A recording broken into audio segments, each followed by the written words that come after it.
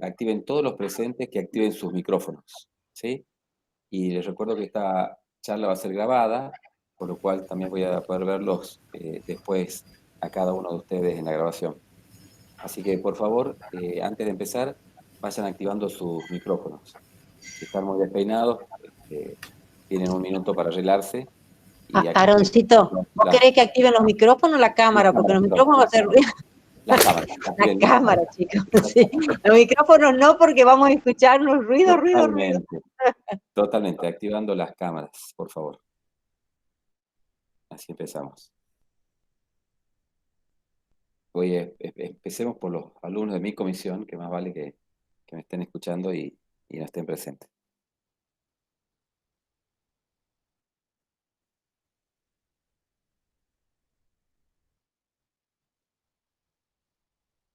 Vamos, Rosario, prendan las cámaras, así me gusta, excelente. ¿Cómo estás, Emiliano? Buenísimo. Así están, ¿cómo están, chicos? Activen las cámaras, así les voy viendo las caras, porque de eso me guío mucho para ver si sigo adelante con un tema o paro y lo repaso. Excelente, activando las cámaras, todo el mundo, excelente. ¿Cómo estás, Lautaro? No te conocía. Te estoy viendo ahí. Buenísimo. Excelente. Hola, Gonzalo. Bien.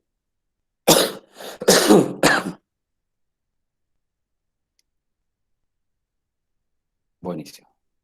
Bueno, me van a disculpar que estoy un poquito difónico. De hecho, estoy dando esta clase desde mi casa hoy porque estoy gripado, pero creo que se me escucha más o menos bien, lo suficientemente bien como para que podamos ir dando la clase. Antes de empezar, les cuento que la clase de inmunología ya de por sí no es una clase sencilla habitualmente cuando la damos en forma presencial. Imagínense ahora tener que darla en forma virtual.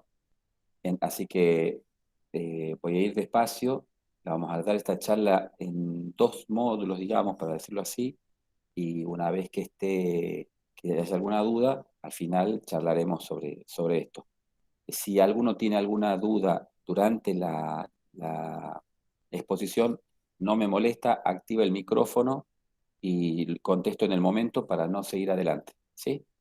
Si todo sale bien, a las 3 de la tarde estamos terminando.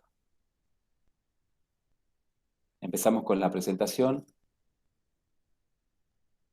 Comparto con ustedes mi pantalla. Y toda la información que les estoy dando va a estar después disponible también en la página de la cátedra. Perfecto. Muy bien, chicos. Vamos a hablar de inmunología y enfermedad parasitaria. Es decir, vamos a hablar de cómo el sistema inmune está relacionado íntimamente con los procesos infecciosos parasitológicos. Esto no es ninguna novedad para ustedes, que ya han cursado bastante de la materia, porque habrán visto que hay una gran diferencia entre, que siempre hacemos referencia, entre la evolución del huésped inmunocompetente y del inmunocomprometido. Pero mucho hablamos de inmunología y poco entendemos cómo es que funciona esta cosa. Entonces, la idea de hoy es explicarles un poquitito la inmunología aplicada, es decir, la inmunología aplicada al fenómeno infeccioso parasitario. Vamos a empezar con una frase que para mí... Perdón, doctor, yo no tengo la pantalla. No se ve nada. ¿Alguien más tiene el mismo problema? No, perdón, Silvia, debe ser tuya, fíjate, porque todos los demás estamos viendo bien. Volvelo, entrá y volvé a salir, alguna cosa así, porque está bien, fíjate. Buenísimo, gracias por avisar. Bien, empezamos con esta frase que dice: todo buen parásito que se precie de tal debe poder convivir con su huésped sin destruirlo. ¿Ustedes quieren ser un buen parásito? Tienen que poder vivir con su huésped sin provocar la destrucción del mismo. Esta frase, que ahora es simplemente una frase, va a cobrar más sentido en la medida que vayamos avanzando en la presentación. Bien, ustedes saben que primero definamos el sistema inmune. Se puede hablar del sistema inmune, antes nos enseñaban que el sistema inmune era el sistema de las defensas, y siempre hemos visto esta cuestión del sistema inmune como una cuestión medio bélica entre los que nos atacan y los que nos defendemos, y relacionamos al sistema inmunológico simplemente como una cuestión de protección y no con lo que realmente el sistema inmunológico que es un sistema integrado a nuestro organismo de forma tal que participa de un montón de eventos de tipo fisiológicos para nuestra adaptación al ambiente. Entonces, esta definición breve dice conjunto de estructuras y procesos biológicos que protegen al organismo de agentes exógenos y endógenos y que nos vinculan equilibradamente con el ambiente, tiene mucho contenido de por sí, porque estamos hablando, primero, que el sistema inmune no es uno, es un conjunto de estructuras. Estamos hablando de que no actúa de una sola forma, tiene un montón de procesos biológicos, que el objeto principal es la protección del organismo frente a los agentes exógenos, que es como más lo entendemos, como muestra en la figura, pero también vinculados a elementos endógenos, y que esto implica estar vinculado equilibradamente no solamente con el ambiente exterior, sino también con el interior. Si hubiera que definir sus funciones principales, hablamos de la protección, hablamos de la vigilancia, pero también hablamos de la homeostasis del organismo. Esta cuestión, medio de decir que el sistema inmune es simplemente defensivo y que está de adentro hacia afuera para tratar de que no nos afecten los patógenos, es una visión sumamente limitada con respecto al sistema inmune, porque, como ya estamos viendo, es un proceso mucho más complejo. Yo tuve un profesor de inmunología cuando recién empezaba la residencia, que mostraba una imagen como esta y decía, estos son ustedes. Ahora, si yo les pregunto, ¿ustedes se ven reflejados por esta imagen? Me dice, nada que ver. Alguno puede ser más parecido que otro, pero yo no me identifico con esta imagen. Pero él decía que esta imagen representaba la relación nuestra con el mundo exterior. Entonces, cuando le agregaba elementos a esta imagen, resultaba ser que esto representaba todo el sistema digestivo, es decir, todo lo que serían mucosas, incluyendo parte del riñón, el tracto urinario y el tracto reproductivo, y también la vía respiratoria. Toda esta superficie de mucosas pertenece al contacto con el medio exterior. Y el medio exterior, este seríamos nosotros, y el mundo exterior, no se limita simplemente a lo que está alrededor nuestro y que implica que está en contacto con nuestra piel. También forma parte del mundo exterior el sándwich milanesa que se están comiendo. Es decir, eso viene de afuera. ¿Y cómo se relaciona con nosotros? A través del sistema de mucosas. Esto se conoce como la barrera cutáneo-mucosa. Esa barrera tiene ciertas características. La piel sola, ya de por sí, tiene casi 2 metros cuadrados de superficie.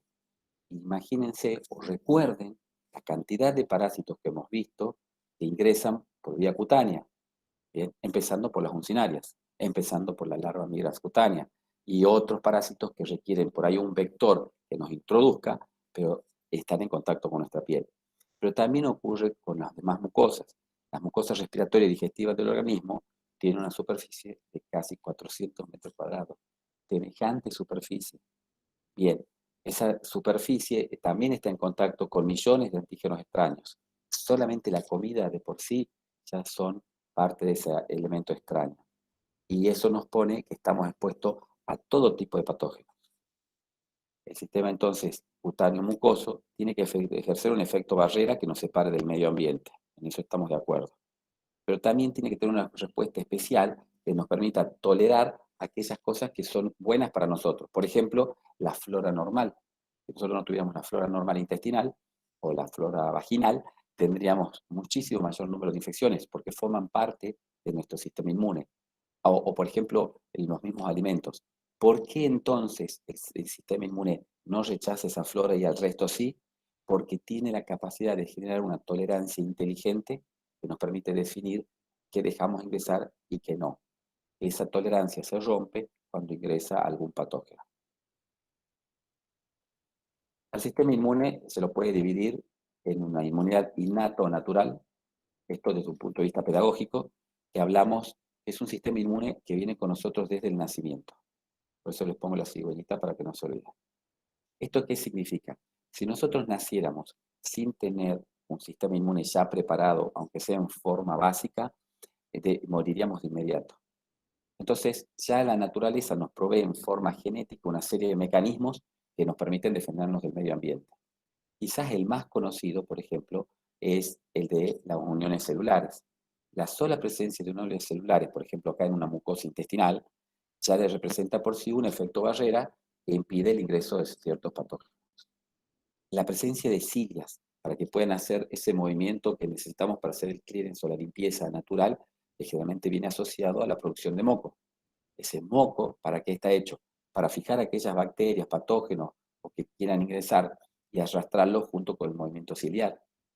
A todo esto, en el mismo lugar, tenemos presencias de sustancias proteolíticas, por ejemplo la lisozima.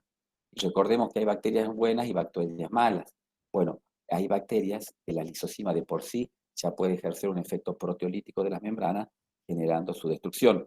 Es decir, que acá tenemos una serie de mecanismos que actúan siempre de la misma manera. O, por ejemplo, el aumento de la peristalsis. La peristalsis de por sí, el solo movimiento intestinal o mecanismos como la tos, pueden ser mecanismos para tratar de eliminar algo que está intentando ingresar a través de nuestro sistema de mucosas. Entonces, ese movimiento peristáltico tiene una característica. Así como el moco, como las lisosimas, como las uniones entre los desmosomas intercelulares, actúan siempre de la misma manera. Y eso hay que tenerlo claro. Una característica del sistema inmune innato, natural, ustedes no pueden olvidarse, es que es inespecífico. Actúa exactamente igual independientemente del tipo de patógeno. Entonces, cuando ustedes tienen un cuadro de diarrea, que ahora han estudiado bien las diarreas altas, las diarreas bajas y su relación con la puerta de entrada, cuando ustedes tienen un cuadro diarreico, ustedes están en presencia de un mecanismo que podría estar tratando de eliminar un elemento patógeno que está intentando ingresar. ¿Por qué? Esa diarrea de por sí ya ejerce un efecto de arrastre porque aumentó el tránsito intestinal en base a la peristalsis. Pero eso mismo ocurre si ustedes, volviendo al ejemplo del sándwich de milanesa, se pasaron de comida la noche anterior y al día siguiente hacen una intolerancia gástrica y están con diarrea. El mecanismo es el mismo, sea patógeno o sea tóxico, sigue siendo un mecanismo de tipo inmunológico inespecífico, porque el mismo movimiento peristáltico ejerce un efecto de arrastre. Siempre hay alguien que intenta combatir ese movimiento peristáltico tratando de andar antiperistalsis. No sé si hace falta que les recuerde cuál es el parásito, el minto, que se mueve antiperistálticamente. Muy bien. Esto que parece que se complejiza más, yo voy a tratar de explicarlo de forma tal de que nos sea útil. Una vez que esa barrera cutáneo-mucosa ha sido atravesada o ha sido superada, entra en contacto con un sistema inmune mucho más específico. Por ejemplo, si tuviéramos un protozoario, acá tenemos un protozoario, que ingresa a través de la piel, ¿sí? Pero en realidad lo hace vehiculizado por la probóscide de un vector. La probóscide es el piquito, por si acaso no saben el término técnico. Bien, entonces los pica un bicho, o por ahí el mismo rascado como pasaba en el caso de Chagas, o ingresaba a través de la picadura de un mosquito. Y ese protozoario ingresa a una célula de nuestro organismo. Estas células van a presentar a ese patógeno o a ese antígeno dentro del contexto de una molécula de histocompatibilidad. Como las células nucleadas de nuestro organismo expresan moléculas de histocompatibilidad de clase 1, la célula que debería reaccionar frente a esa presentación antigénica, acá pueden ver la molécula de histocompatibilidad de clase 1 presentándolo al antígeno, para que el linfocito T, citotóxico CD8, que se llama citotóxico justamente porque ejerce citotoxicidad, reconozca a través de lo que tienen todos los linfocitos T, que es un receptor celular T, esa estructura que ha cambiado de forma para poder saber que esta célula está infectada. Entonces, les pregunto para que vayan pensando, ¿qué protozoario conocemos que ingrese a través de un vector, que haga base en el hepatocito y después se disemine por el organismo? Supongo que lo tienen todos ya en la punta de la lengua, bien claro cuál es. En ese caso, sabemos que el que va a ejercer la citotoxicidad debería ser el CD8. Pero en la práctica, en la realidad, eso no ocurre. ¿Por qué? Porque existen un grupo de células mucho más especializadas, que se conocen como células presentadoras de antígeno, cuya característica es capaz de hacer que yo tenga un procesamiento de ese antígeno y expresarlo de la mejor manera posible, o digamos, a su porción más representativa, dentro del contexto de la molécula de histocompatibilidad. La diferencia es que todas las células presentadoras de antígeno expresan una molécula de histocompatibilidad distinta que se conoce como complejo mayor de histocompatibilidad de clase 2. ¿A quién le presentan? A los linfocitos T, que se conocen como colaboradores o helpers, que marcan con un marcador monoclonal, que acá verán se llama CD4, y acá el citotóxico marca con el CD8. Este reconocimiento por parte del colaborador de la presentación antigénica de la célula presentadora de antígeno va a montar una respuesta donde va a entrar en un estado de activación. Y acá viene el asunto. ¿Por qué se llama colaborador o helper este linfocito? Porque este linfocito es el que va a tomar la decisión. Si el patógeno que está en contacto está dentro de las células, como el caso anterior, va a estimular a los linfocitos T citotóxicos CD8 para que hagan la citotoxicidad. Por lo cual, este ejemplo que dimos primero no ocurre si no hay una presentación antigénica y una coestimulación de parte del linfocito T CD4. Una vez activado, manda la señal para destruir aquellos patógenos que son intracelulares. Lo bueno de todo este sistema es que esta presentación antigénica va a dejar también linfocitos T citotóxicos CD8 de memoria y linfocitos T CD4 también de memoria. Entonces, ante una nueva presentación antigénica, ya no tenemos que pasar por este mismo proceso porque ya hemos generado una inmunidad celular que responde. Después vamos a ver cómo se estudia esa inmunidad celular. Ahora bien, si este patógeno, estamos hablando de este protozoario, va a cumplir etapas dentro del hepatocito, pero también va a andar circulando, o dentro de una célula, pero también va a andar circulando en sangre o en tumores, esta respuesta no me alcanza, porque tengo que poder atacarlo a nivel humoral. Y en ese caso, el sistema inmune, ¿qué hace? Monta una respuesta que se llama como inmunidad humoral. Esa respuesta inmune humoral, tanto como la celular, la característica es que es específica. ¿Específica de qué? Específica de antígeno. A diferencia de la anterior, que es la inmunidad innata o natural, que era inespecífica, en este caso hablamos de una inmunidad específica. Y la otra cosa que hay que tener en cuenta es que estos son axiomas en inmunología. Un complejo mayor de histocompatibilidad de clase 1 de una célula nucleada nunca le va a presentar a un colaborador. Siempre le va a tener que presentar a un citotóxico. Entonces, las moléculas de histocompatibilidad de clase 1 le presentan ¿a quién? A los CD8. Y las moléculas de histocompatibilidad de clase 2 ¿a quién? A los CD4. Y este CD4 decide si monta respuesta citotóxica, si el patógeno es intercelular, o monta una respuesta inmunohumoral. ¿Cómo hace toda esta señalización? Bueno, hay dos formas. Una es el contacto físico. Esto es un contacto físico entre el linfocito con la célula presentadora de antígeno. Entonces, los linfocitos andan en nuestro organismo y andan circulando buscando reconocer cuáles son aquellas células que son nuestras o aquellos antígenos que son propios de los no propios. Perdón.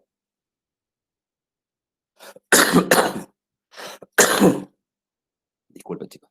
¿Dónde ocurre esto? ¿Cómo hace el linfocito T para saber qué es propio de lo no propio? Los linfocitos T, ustedes saben que nacen en médula ósea, y de la médula ósea emigran al timo. En esa migración al timo, cumplen una etapa dentro del timo donde terminan de madurarse.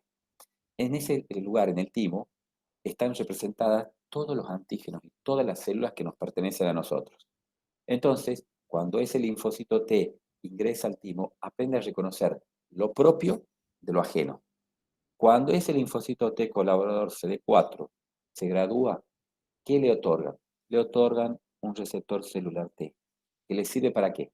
Para andar circulando en todo nuestro organismo, detectando cambios conformacionales de las moléculas de histocompatibilidad que él aprendió a reconocer en el timo. Entonces, supongamos, si yo tengo una célula que no está infectada, me va a expresar una molécula de histocompatibilidad normal que el linfocito T está acostumbrado a ver.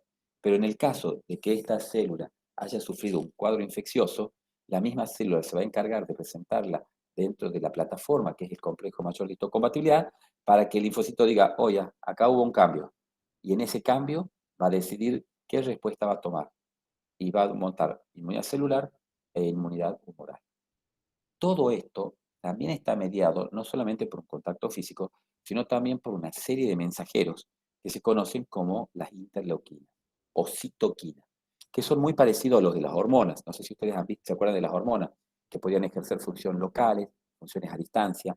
Esas señales que mandan las hormonas, acuérdense que podían ser de activación o de inactivación o de proliferación. Lo mismo pasa con las interleuquinas.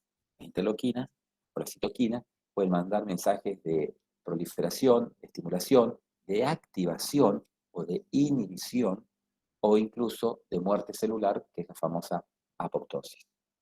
Si la respuesta inmune celular no alcanza porque el patógeno va a estar dando vuelta en humores, montamos la respuesta inmune humoral. ¿Qué está pasando acá? Acá el linfocito T CD4 activado, a través también de sus mensajeros, va a estimular a los linfocitos B.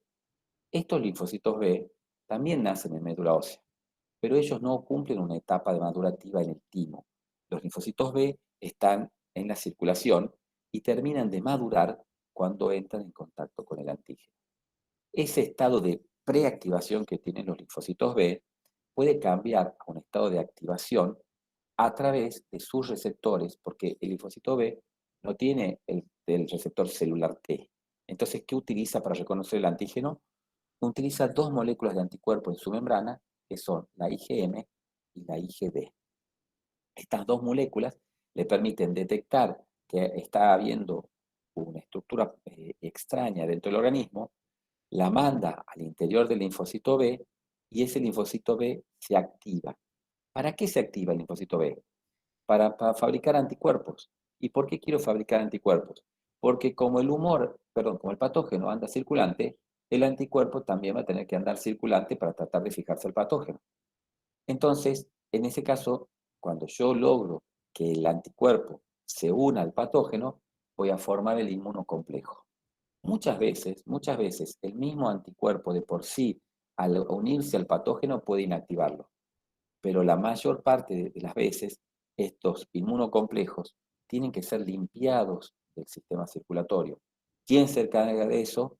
Los fagocitos, que pertenecen al viejo sistema que antes se conocía como retículo endotelial, pero ahora que se conoce como fagocítico monocítico mononuclear o monocítico macrofágico. Si lo dije muy rápido, lo repito.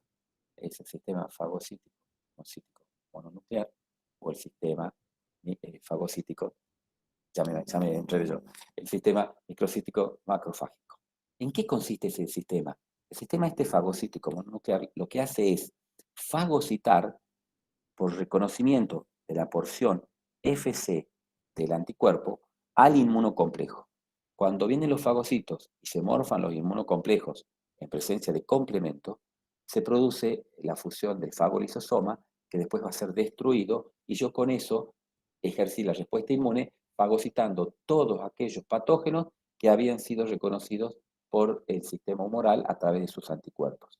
Entonces, ese inmunocomplejo, si yo lo logro fagocitar, ¿qué consigo? Limpiar la sangre de patógenos.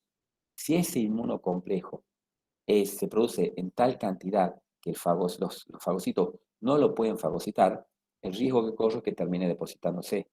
Y eso pasa, por ejemplo, en las infecciones por malaria, donde la gran cantidad de plasmodium o los circuitos que hace entre que entra y sale el glóbulo rojo, entra y sale el glóbulo rojo, termina generando tal cantidad de inmunocomplejos que terminan depositándose en sitios como, por ejemplo, sinoviales o en glómerulo renal, y ahí tenemos que la respuesta inmune es llevada a ese tejido y produce destrucción tisular local. Ya lo vamos a ver más adelante cómo se produce eso. Entonces, yo fabriqué anticuerpos, ¿bien? ¿Cuántos anticuerpos conocen ustedes? Sé que les han enseñado que son 5. La IgA, la IgM, la IgD, la IgG y la IgE. Sobre esos hay variantes, hay subclases de IgG y hay una variante de la IgA que es la IgA secretora. De esos anticuerpos, nosotros el que más utilizamos en la etapa aguda de los cuadros infecciosos es el dosaje de IgM. ¿Por qué usamos la IgM? Porque rápidamente se fabrica y al fabricarse rápidamente también va a formar los inmunocomplejos. Pero esa unión entre la IgM y el antígeno es una unión bastante lábil, por lo cual sí me sirve en etapa aguda, pero no me sirve para la etapa crónica. En la etapa crónica, el linfocito B va a dejar linfocitos B de memoria. Y estos linfocitos B de memoria, ¿en qué me van a servir? Y ya van a tener preformada IgG. Y si yo entro en un segundo contacto con el antígeno o con el patógeno, yo ya no necesito pasar rápidamente al switch para fabricar anticuerpo específico, porque yo ya me guardé linfocitos B de memoria. Este sistema es el que utilizamos cada vez que vacunamos a alguien. Cuando nosotros hacemos una vacuna, ¿qué estamos haciendo? Estamos dejando linfocitos T colaboradores de memoria y estamos dejando también linfocitos B activados de memoria y de memoria. Entonces, si yo me puse una vacuna antigripal y después me agarro la gripe, ese cuadro me va a ser mucho más livianito, menos cruento, justamente porque la respuesta inmune ya va a estar premontada, lista para actuar. En ese caso, es por eso que nosotros usamos la IgM y a veces la IgA en etapa aguda y la IgG en etapa crónica. También usamos a veces los dosajes de otra gamma globulina, que se llama la IgA secretora, y que colabora con el sistema inmune de mucosas que habíamos visto al principio. La IgA secretora no se fabrica en la mucosa, se fabrica por la célula plasmática, que es una sinonimia del linfocito B activado. Esta célula plasmática va a fabricar el anticuerpo y esos anticuerpos se van a unir en forma de un dímero con el componente secretor que está en el lado apical de la membrana. Esa unión le va a permitir al anticuerpo unido al componente secretor, este actúa como un carrier transmembrana y sea eliminado hacia la mucosa. Entonces, una vez que es exocitado, este anticuerpo, que está unido a otro anticuerpo y al componente secretor, adquiere una complejidad tal que su estructura proteica le impide a la lisozima destruirlo rápidamente, porque habíamos dicho que había sustancias proteolíticas en las mucosas que podían destruir bacterias. Bueno, destruyen las cápsides proteicas de las bacterias, pero también podría destruir la IgA secretora. Entonces el organismo ha hecho este sistema tan complejito de forma tal que su estructura molecular mucho más pesada hace que no sea fácilmente degradable y puede estar en mucosas durante hasta 3 semanas. Entonces, a partir de un patógeno que quizás ingresó por la mucosa, el linfocito B se activó y fabricó anticuerpos, algunos de esos anticuerpos salieron en forma específica a reforzar el sistema inmune innato natural y a entrar en contacto y a neutralizar los patógenos ya desde afuera. Muchas veces esta unión anticuerpo con el patógeno hace la diferencia de que nosotros suframos o no un cuadro o incluso de la gravedad del cuadro. Por eso es que aquellas personas que tienen déficit de IgA secretora son mucho más propensas a hacer cuadros que ingresan por mucosas. ¿Bien? Y todo esto colabora con la lisozima, el moco, la cilia y el movimiento antiperistáltico. Ahí está nuestro amigo que sigue siendo antiperistalsis. Espero que ya lo tengan diagnosticado cuál era. Bien. Si hasta acá todo era complejo, ahora se va a complejizar un poquito más. Habíamos hablado que teníamos linfocitos que se llamaban TCD4 y linfocitos TCD8. ¿De dónde viene el nombre de CD4 o de CD8? Esos son los marcadores monoclonales a partir de los cuales nosotros reconocemos si un linfocito T es una progenie de helpers o de colaboradores. Pero existen otros CD. Existen, por ejemplo, los linfocitos T CD19, que marcan con un marcador monoclonal y que son los linfocitos B. Y ese linfocito B puede activarse y pasar a ser un linfocito B activado. Normalmente utilizo o el pizarrón o las manos, voy a tratar de explicarlos así. Supongamos que mi puño es un linfocito. Este linfocito T todavía no tiene un marcador monoclonal, pero resulta que expresa esta proteína en su membrana. Entonces, si yo expreso una proteína de membrana, significa que puede ser reconocida por un anticuerpo. Entonces, un premio Nobel de Medicina que ustedes deberían conocer, que se llama César Milstein, dijo, si esto es una proteína, yo puedo fabricar un anticuerpo que se fije a esta estructura proteica. Entonces, lo reconocería a este tipo de linfocitos que marcan con este marcador. Entonces, lo que hizo fue fabricar anticuerpos específicos con linfocitos B de linfomas que nunca sufrían apoptosis y producían grandes cantidades de anticuerpos específicos de este antígeno. Y a esto lo marcó con fluoresceína de forma tal de que fuera fácilmente visible al microscopio y permitir hacer los conteos a través de la citometría de flujo. Entonces, dijo, bien, a estos linfocitos los vamos a llamar CD3. ¿Por qué? Porque marcan con este marcador. Y resulta ser que todos los linfocitos T son CD3 positivos. Bien, ese marcador me permite hacer se llama PAN-T, porque todos los linfocitos T van a expresar el CD3. Pero después vio que algunos linfocitos T, además del CD3, expresaban otros antígenos. Fabricando anticuerpos para ese otro antígeno, pudo decir, miren, estos linfocitos T son CD3 positivos, CD4 positivos.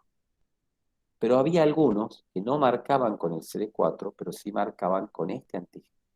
Y dijo, oye, acá hay otro tipo de linfocitos, marcan con un anticuerpo distinto. Este anticuerpo lo vamos a llamar CD8, y esos son los citotóxicos. Entonces, cuando yo hago una mención de un linfocito T, en base a sus marcadores monoclonales, yo lo resumo de la siguiente forma. Ya sé que todos son CD3, entonces no los nombro. Pero algunos son CD4 positivo y CD8 negativo, y hay otros que son CD8 positivo y CD4 negativo.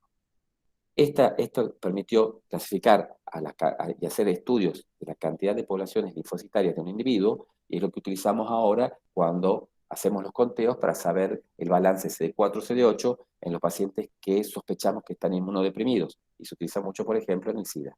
Bien, entonces ahora ya saben ustedes por qué son CD4 y por qué son CD8. Hay otros tipos de marcadores monoclonales. Por ejemplo, los linfocitos B, usar este dedo, marcan con este marcador cuando están inactivados. Entonces, yo a través de un anticuerpo monoclonal que reconoce a esta clona de linfocitos B, van a ser CD4 negativo, CD8 negativo, CD19 positivo y CD3 negativo, porque no son linfocitos T, se llaman linfocitos B. Y algo muy interesante, que estos linfocitos B, cuando se activan, expresan otra molécula adicional, que es el CD22. Entonces yo no solamente puedo saber cuántos linfocitos B tengo, sino también cuántos están activados de esos linfocitos en forma de células plasmáticas. Entonces, fíjense qué importante que es el descubrimiento de César Milstein, porque nos permitió clasificar a los linfocitos, hacer conteos, y ahora nos damos el lujo de hablar de inmunodepresión celular, gracias a que sabemos cómo podemos hacer esos conteos celulares.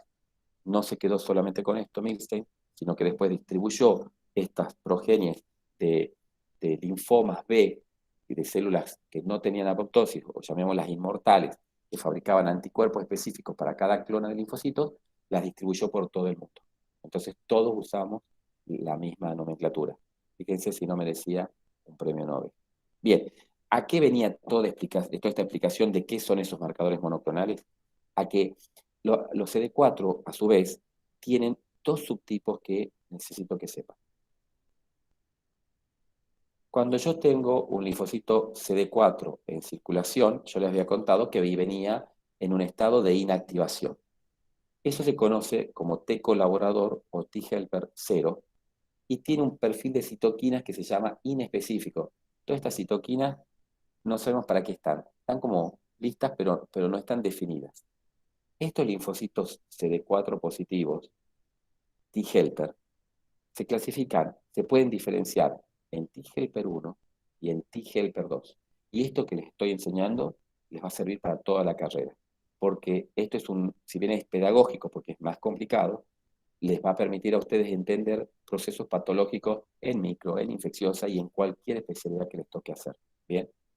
Entonces, si yo tengo el linfocito CD4 en un perfil citoquímico de inactividad, que sería un T-helper 0, pero entra en contacto, por ejemplo, con un macrófago infectado, este macrófago infectado manda una señal a través de la interleuquina 12 para que este linfocito T se diferencie a un perfil que se conoce como T-helper 1. ¿Qué caracteriza a este T-helper 1? ¿Qué lo diferencia del T-helper 0? La producción de sus citoquinas. Estos T-helper 1 fabrican interferón gamma e interleuquina 2. ¿Por qué yo necesito saber esto? Porque ese linfocito que se ha diferenciado hacia un T-helper 1 a partir de la estimulación del macrófago infectado, lo que está buscando es que fabricando estas citoquinas aumente mayor la activación de los fagocitos y no aumente las respuestas de tipo IgM e IgG. Entonces, posiciónense en un cuadro infeccioso por un protozoario, por ejemplo, que anda en circulación, que vino el anticuerpo, lo reconoció, vino el fagocito y se lo morfó, y manda la señal al sistema, a los CD4, para que se especialicen hacia T-helper 1. Bueno, este va a fabricar interferón gamma e interleuquina 2 y me va a activar la citotoxicidad mediada por anticuerpos y a la vez va a estimular a los linfocitos B para que me hagan respuestas IgM e IgG. Si yo soy capaz de montar bien esta respuesta, voy a poder defenderme prácticamente de todo patógeno.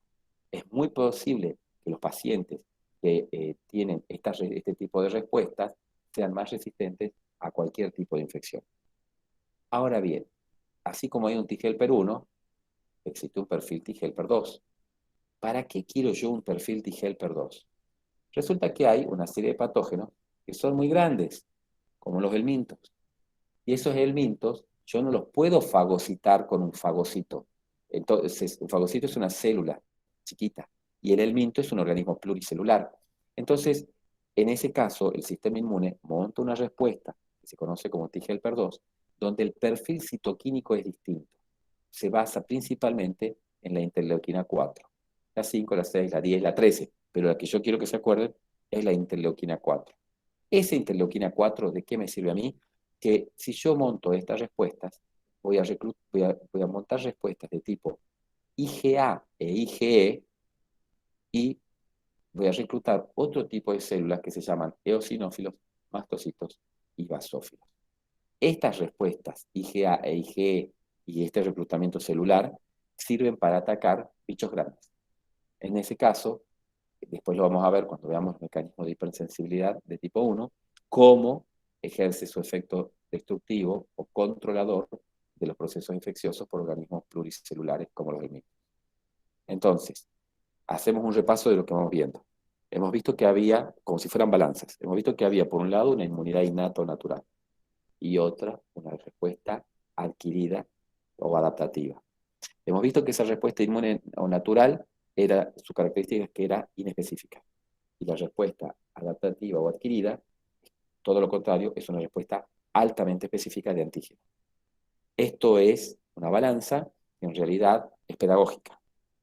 Después vimos que una vez que entrábamos en contacto con la respuesta inmune adaptativa o específica, se podía dividir en una respuesta inmune celular y en una respuesta inmune humoral, también desde un punto de vista pedagógico, porque ya hemos visto también que pueden interactuar entre sí a través de distintos mecanismos, ¿sí? Entonces, si el patógeno era intracelular, respuesta inmune citotóxica, y si el patógeno va a andar dando vuelta en circulación, respuesta inmune humoral. Y después hemos visto que había dentro de la respuesta celular linfocitos T que eran CD4, que eran los helper colaboradores, y los CD8, que son los citotóxicos.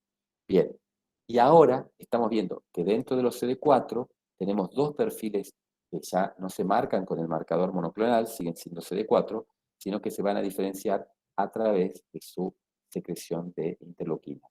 Un perfil citoquímico T-helper 1, que es buenísimo para cuando yo tengo procesos infecciosos por organismos unicelulares, o incluso por virosis, y un perfil T-helper-2 que me sirve para organismos pluricelulares o de gran tamaño. En el T-helper-1 yo activo una interleuquina fundamental, que es el interferón gamma, y la interleuquina 2. Pero sobre todo, recuerden interferón gamma. Y en el T-helper-2 estimulo una citoquina, que es la interleuquina 4. ¿Por qué hago eso? Porque el interferón gamma me monta respuestas IgM y IgG por parte de los linfocitos B y me activa macrófagos y fagocitos. Entonces miren cómo cierra todo esto. El macrófago me avisa de la infección. El T-helper-1 fabrica, el T-helper-0 se transforma en T-helper-1, fabrica señales a partir del interferón gamma, me activa las respuestas IgM e IgG por los linfocitos B, yo fabrico mayor cantidad de anticuerpos y vienen los fagocitos y hacen citotoxicidad mediada por anticuerpos. Bien, ese tipo de respuesta es la ideal en ese tipo de casos. Bien. Hago una pausa acá, dejo de compartir pantalla, más vale que tengan las cámaras prendidas, porque quiero saber, me quedan 15 minutos, y quiero saber cómo van hasta acá. Muy mareados, muy complicados. ¿Alguna pregunta que quieran hacerme? No se están preguntando por qué han elegido medicina. No, es una broma, ya saben que siempre digo que es la mejor elección. Bien, Se los veía interesados y tomaban apunte, Aarón, ¿eh? Una ¿vos los maravilla. veías? Yo los veía tomar, yo los No los podía controlaba ver, todos. no los podía ver, no los podía ver. Bueno, se Sí, dieron cuenta, chicos, que no es fácil, pero nosotros no preguntamos nada más allá de lo que está en esta presentación. Entonces, quédense tranquilos en ese sentido. Esto fue una especie de introducción para que hablemos el mismo idioma, porque yo sé que todos ustedes lo han visto en esto, pero es factible que, gracias Martín, me alegro que te guste. Sé que esto lo han visto en esto, pero al mismo tiempo es como que uno lo ve muy anatómicamente, y lo que los estamos tratando nosotros de hacer en la cátedra de parásitos es que hagan inmunología aplicada, que nos sirva para las enfermedades parasitarias. ¿Bien? ¿Alguna pregunta o sigo para adelante? Utilizo mis últimos 15 minutos. Perfecto. Ahora se vuelvo a presentar pantalla. Igual pueden interrumpirme en cualquier momento, ¿sí?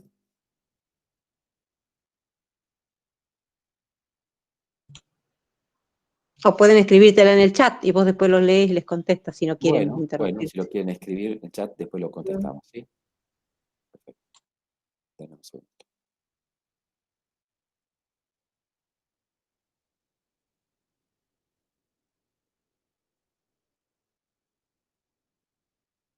Bien.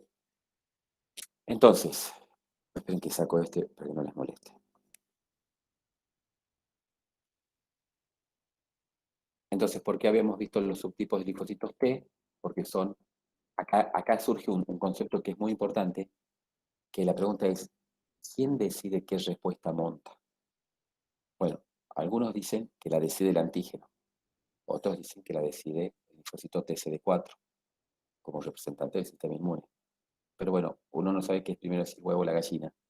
Yo creo que la que define qué respuesta inmune vamos a tener es el antígeno. Y el linfocito TCD4 va a montar la respuesta adecuada adaptándose a ese tipo de antígeno. Bien.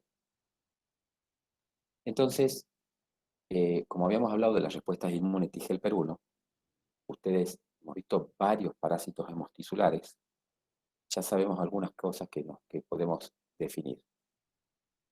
La respuesta inmunológica característica de los mecanismos inmunológicos protectores, ¿no?, va a estar dictaminada por el hábitat del parásito. Entonces, lo que acabamos de decir, lo leo, característica de los mecanismos inmunológicos protectores frente a la respuesta parasitaria hemotisular, el hábitat del parásito. El hábitat va a dictar el tipo de respuesta. Pero esto también se aplica para los parásitos pluricelulares, que van a montar una respuesta T-helper2, que la vamos a ver más adelante. Entonces, esta frase no se lo olviden. El hábitat del parásito dicta el tipo de respuesta. Si la etapa en el ciclo de vida va a ser extracelular, como yo les explicaba, vamos a tener una respuesta inmune mediada por anticuerpos. Y esa va a ser la más importante. Asunto chequeado, creo que quedó claro. Ahora, si la etapa en el ciclo de vida va a ser intracelular, va a ser más importante la inmunidad mediada por células T macrófagos, en este caso serían los CD8 macrófagos, y las citoquinas, que son las que van a montar las respuestas T-helper-1 que yo necesito, sobre todo para los patógenos hemotisulares. Esto, si no hay preguntas, lo doy por chequeado y ténganlo en cuenta porque nosotros lo vamos a tener muy en cuenta. Bien. Entonces, hablemos de inmunopatología parasitaria. Acá, esta frase dice, esto lo encontré, yo no lo modifiqué, solamente lo traduje del inglés, y dice, hola, soy el tracto gastrointestinal de Juan. Bienvenidos, pónganse cómodos. ¿Y qué está queriendo decir esto?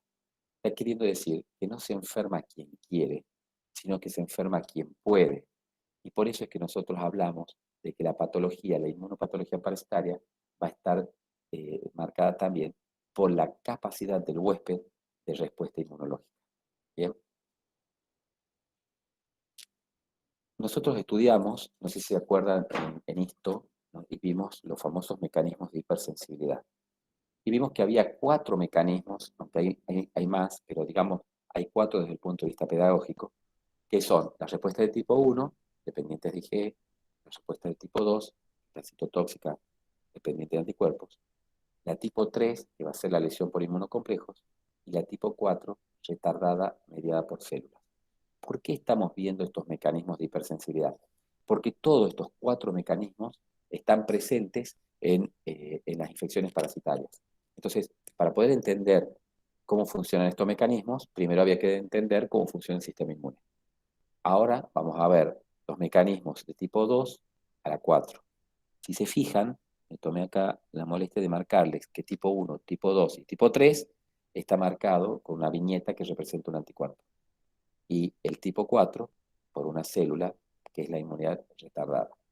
Esto es pedagógico, está faltando otros mecanismos, pero nos sirven para lo que queremos estudiar. Y pongo los 2 espadachines porque es muy interesante que el sistema inmune, en estos casos, tratando de defenderse del ataque, termina provocando lesión en sus propios tejidos. Por eso se llaman mecanismos de hipersensibilidad, pero deberían llamarse mecanismos inmunopatogénicos. Repasemos uno. Vamos a empezar con el mecanismo de hipersensibilidad tipo 2.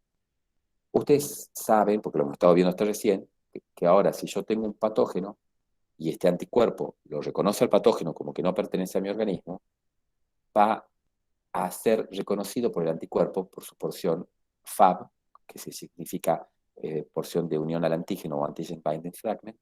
Esa porción de antígeno ha sido, de anticuerpo, perdón, ha sido modificada para que sea lo más específica de antígeno por el linfocito B, que hizo el switch y cambió a célula plasmática o linfocito B activado y fabricó el anticuerpo específico. Esto es reconocido por el fagocito. Y este fagocito, a través de un receptor Fc, que es la fracción constante que tienen todos los anticuerpos, y en presencia de complemento o correceptores, va a ejercer el fenómeno de la fagocitosis. Esta fagocitosis está facilitada por el complemento. El complemento, que son proteínas circulantes, lo que hacen es, son como una especie de... ¿Se acuerdan los factores de coagulación? Que eran proteínas que estaban circulantes y que podían generar una cascada que terminaba en el proceso de coagulación. Acá, este proceso va a terminar en un proceso de destrucción. Entonces, por ejemplo, si me entra un patógeno, se van a ir uniendo las piezas de este complemento, C1, C2, C3, C4, C5, hasta que conforma una estructura en forma de le llamemos una bomba de tiempo. Cuando se junta el último fragmento de esa cascada de complemento, esa estructura hace boom y genera un poro, un orificio, a partir del cual yo provoco un desequilibrio osmótico de la membrana del parásito, perdón, del patógeno. En este caso, esto va minando la estructura exterior y facilita que sea fagocitado, y por eso que este proceso se conoce como opsonización. La opsonización significa preparar para comer. En otras palabras, preparar para fagocitar, debilitando la membrana de aquello que lo tiene que engullir el fagocito utilizando el complemento. Una vez que está adentro, se produce el fagolisosoma y yo tengo la neutralización de este antígeno. Fantástico. Eso ocurre en la acción antimicrobiana normal. En los mecanismos de hipersensibilidad de tipo 2, ocurre un fenómeno distinto. Yo fabrico el anticuerpo, pero este anticuerpo, por error, se termina fijando a una estructura tisular de mi propio organismo. Muchas veces ocurre porque al haberse modificado la porción Fab o de unión del antígeno, ha creado una estructura, un anticuerpo nuevo a partir de un patógeno que tiene una semejanza estructural con un propio tejido.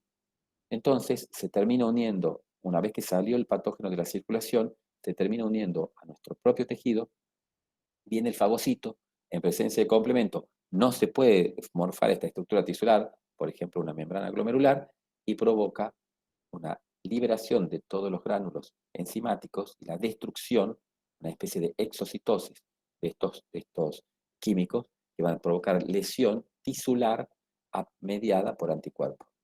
Entonces, las reacciones de hipersensibilidad de tipo 2 están producidas por un fenómeno de autoanticuerpo.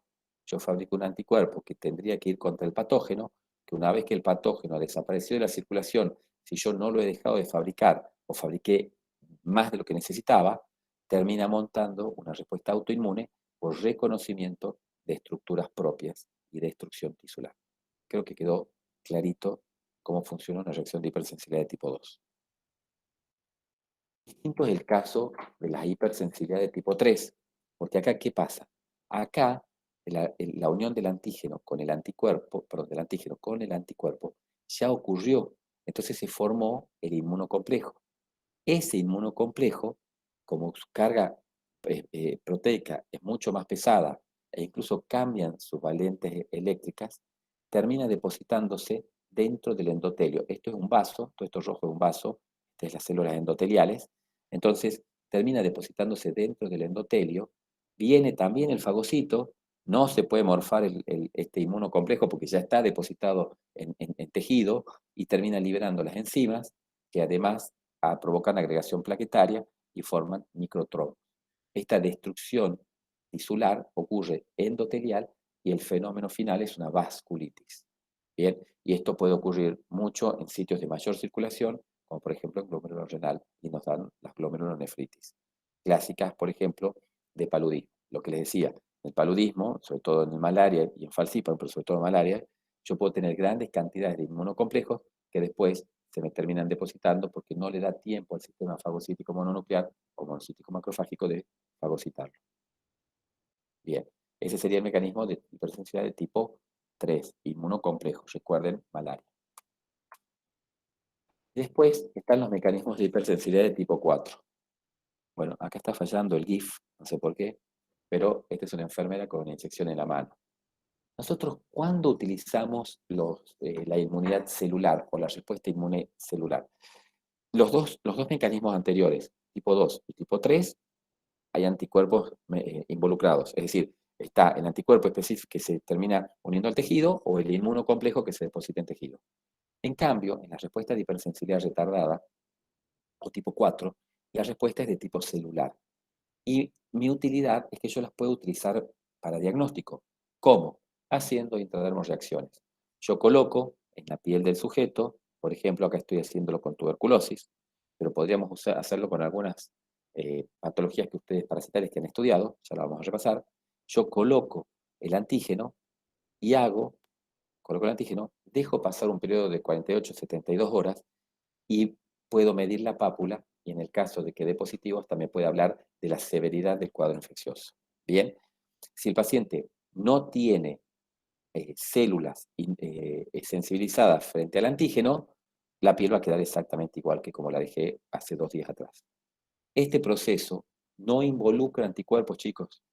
Las intradermorreacciones son respuestas retardadas mediadas por células, por linfocitos T de memoria o linfocitos T activados. ¿Bien? Entonces, ¿en qué la utilizo yo? Las utilizo en los diagnósticos por intradermorreacción. ¿Cuáles son los que nosotros hemos visto?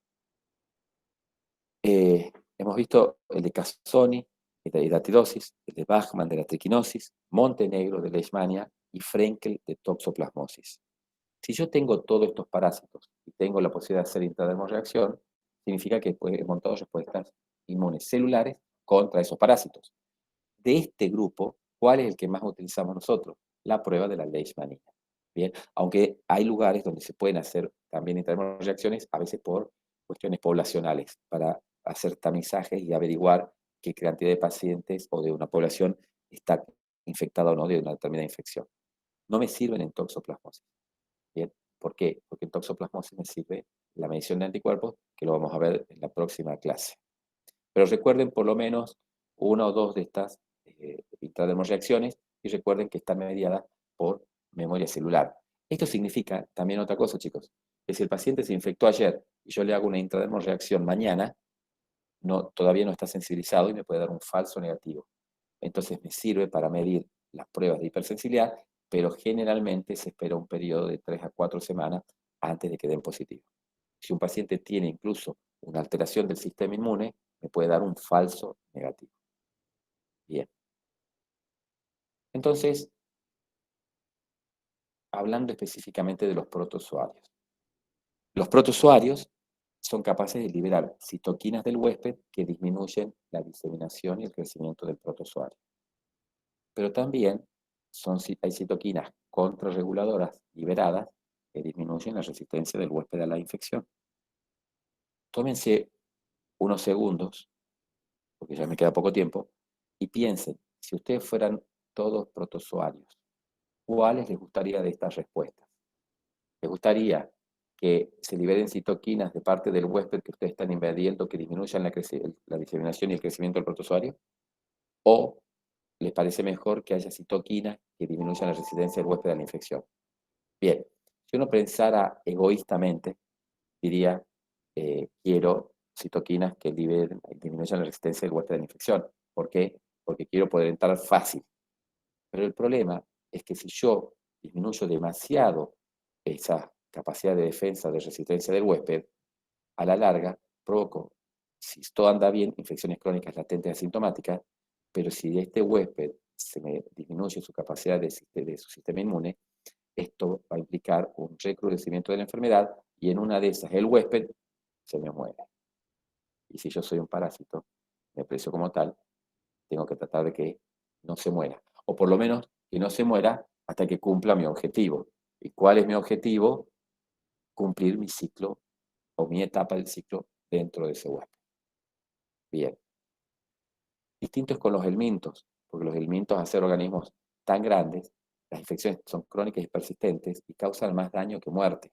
Aunque hemos visto algunos casos, que supongo que lo tendrán muy claro, cuál puede llevarnos a cuál helminto nos podría provocar la muerte en ciertos casos de descompensaciones o aumento o fallas del sistema inmune o aumento de la cantidad de parásitos en la mucosa. Son parásitos multicelulares y también las infecciones pueden ser crónicas y repetidas. Perfecto. Acá hago una pausa y acá vamos a terminar la presentación. Denme un segundito.